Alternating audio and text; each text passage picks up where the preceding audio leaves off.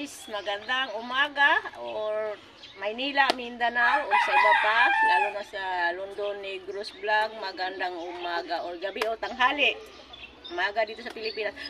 Mayroon po tayong isang interview na isang matanda nga. Nangailangan din siyang kunting tulong kung amo siyang interviewin.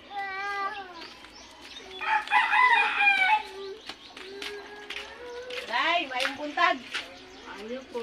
Ay nga, may pumunta kami dito para imong interview kita kung ano yung tanungin kita kung ano yung pagkikitaan mo sa araw pang araw-araw kung para ma-share kung ano i-share mo kasi meron magbibigay mga sponsor na magbigay ng kunting tulong para sa pangkailangan lang sa mga hirap.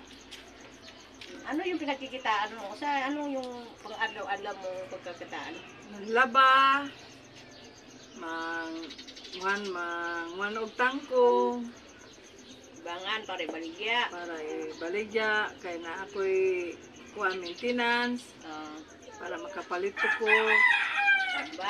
tambal bugas Oh. mapakuha ng mga kahoy. Tapos usa pay lain. Kanang atong kilala sa tuwang kuha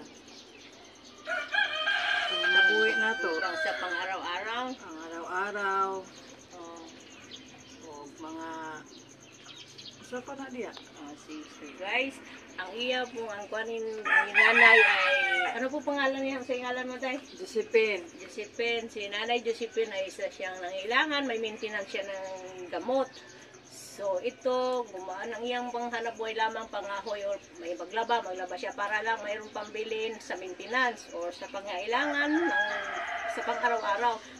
So kung sino man yung kung mayroon po kayo mga sponsor at sino yung may mga share na i-share niyo sa iba sa nangailangan ni Nanay Josephine, marami pong salamat sa inyo at lalo na nito sa pinangunahan nito ni Ma'am Sally Torres with Jandre at sa London, Negros Vlog at lalo na sa mga kasabahan ko dyan sa Maynila, sa group, nandito ako sa probinsya Negros, sila sa Maynila, sa Mindanao. So marami pong salamat sa nag-sponsor nito, Maynila, Mindanao, lalo na sa London, Negros Vlog at lalo na to kay Ma'am Sally Torres with Jandre. Marami pong salamat sa inyong mga share na ibahagi nyo sa mahihirap, naming mga hihirap.